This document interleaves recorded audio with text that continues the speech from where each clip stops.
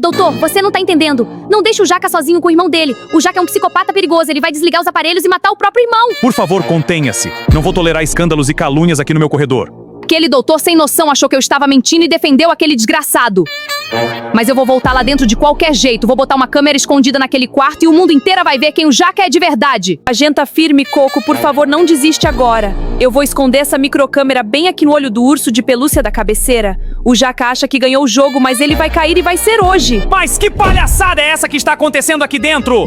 Quem foi o incompetente que deixou essa faxineira entrar no quarto particular do meu irmão sem a minha autorização expressa?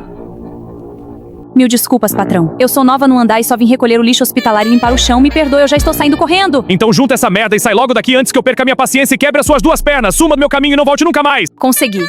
Meu Deus, meu coração quase saiu pela boca. Agora a casa vai cair pra você, Jaca. O sinal está perfeito, eu estou te filmando e você não faz nem ideia de que está cavando a sua própria cova.